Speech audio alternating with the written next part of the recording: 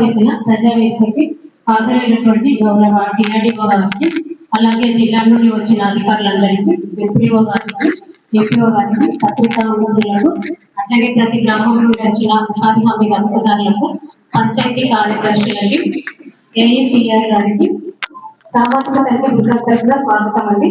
ఇది మన మండలంలో వచ్చేసి మొత్తము 34 గ్రామ పంచాయతీల గాను ఈజీఎస్ వర్క్స్ వచ్చేసి 487 పనులు చేయడం జరిగింది.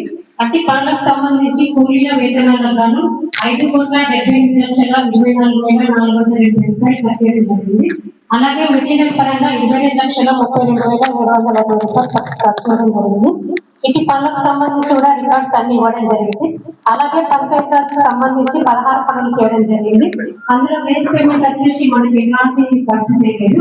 మెటీరియల్ వచ్చేసి 1,43,23,346 రూపాయలు కట్టేయడం జరిగింది. ఇక రికార్డ్స్ కూడా ఇవ్వడం జరిగింది. అట్లాగే ఫారెస్ట్ సంబంధించి మనకి ఎలాంటి పనులు జరగడం కూడా రికార్డ్ ఇవ్వలేదు. ఈ డిపార్ట్మెంట్ సంబంధించి రికార్డ్స్ తీసుకొని ప్రతి గ్రామంలో తనిఖీ కూడా నిర్వహించి గ్రామ సభలు కూడా ఏర్పాటు చేసుకొని ఈ రోజు ప్రజావేదిక నిర్వహించుకోవడం జరుగుతుంది. ముందుగా వచ్చేసి thank you sir. Good morning to all. ఈరోజు 17th round first target meet చేసిన అందరికి కూడా పేరు నమస్కారాలు తెలియజేసి ఎంపీఓ గారికి అదేవిధంగా సర్పంచ్ సర్పంచ్ ముందు వదిలేయండి. మీరు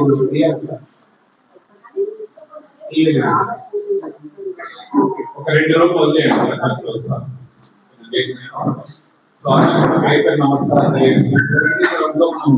ఇంతకుముందు ఎస్ఆర్టీ దాదాపు 5,70,24,480 రూపాయలు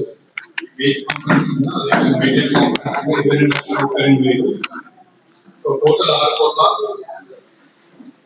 6,57,250 జరిగింది. ఇందులో 16 వర్క్స్ 487 వర్క్స్ పిఆర్ కింద జరిగింది. సో వివిధ గ్రామాలకు సంబంధించినటువంటి ఆడిట్ జరుగుతుంది. సో ఇప్పుడు ఏ గ్రామానికి వస్తుందో ఆ గ్రామానికి సంబంధించిన ఏపీఓ ఈసీ అదేవిధంగా సిఓస్ అడిగారండి. ఎవరి ఇష్యూ వచ్చినప్పుడు వాళ్ళకి సంబంధించి అడగడం జరుగుతుంది. ఓకే, ఫస్ట్ సౌజన్య బిఆర్పి చిలపర్తి అబ్రంపల్లి గ్రామాలకు సంబంధించిన సమాచారం చదవడం జరుగుతుంది. ఈ గ్రామాలకు సంబంధించిన పిఎస్ గారు పిఏ గారు అందుబాటులో ఉంది.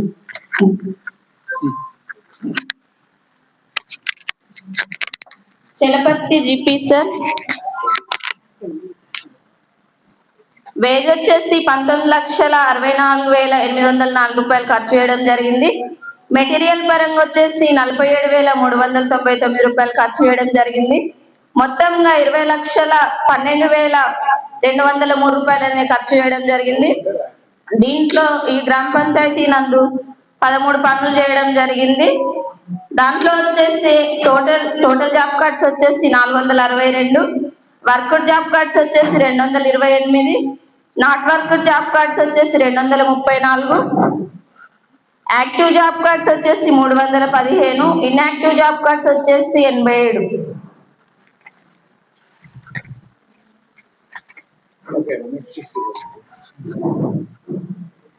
ఇష్యూ దగ్గరికి వెళ్ళాలి.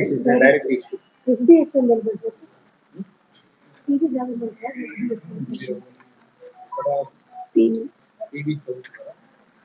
చదవమంటే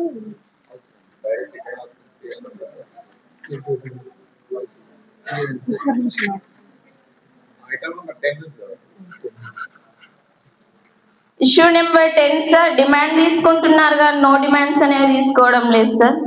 ఇక్కడ నుండి నిర్వహించుతామని గ్రామ సభలో తెలపడం జరిగింది సార్.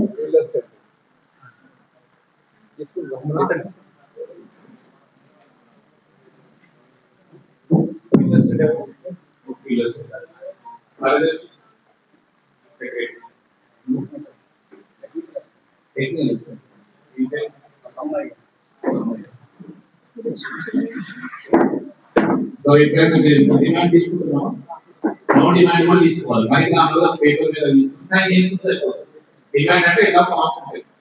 ఒక డిమాండ్ అన్ని తీసుకుంటున్నాం, అన్ని ఫార్మ్స్ వచ్చినాయి. వచ్చిన issue number 11 sir, job card నిర్వహణ అని ఉన్నది sir. Okay right. Issue number 12 sir, వార వేతన రసీదుల పంపిణీ అనేది లేదు సార్. వేతన రసీదు ఇస్తలేవు.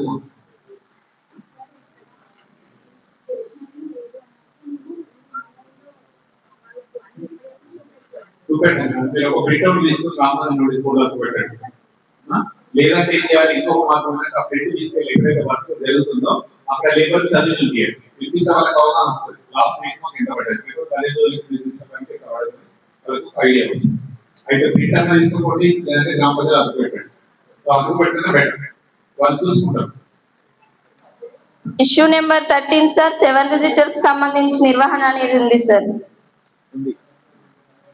ఇష్యూ నెంబర్ 14 సార్, పనులకు సంబంధించి 3 దశల ఫోటో చూపిస్తున్నారు సార్.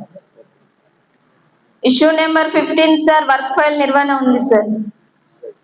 ఇష్యూ నెంబర్ 16 సార్, కొలతల పుస్తకాల్లో రైతుల కూలీల సంతకాలు ఉన్నాయి సార్. ఇష్యూ నెంబర్ 17 సార్, అమలు చేయు అధికారుల రోల్ కాల్ అనేది లేదు సార్. ఏపీఓ ఈసీ తిరిగే పోవట్లేదా? ఏపీఓ మీ రోల్ కాల్ లేదు మాస్టర్, ఏపీఓ ఉందా లేదా? లేదు సార్. ఏపీఓ లేదా?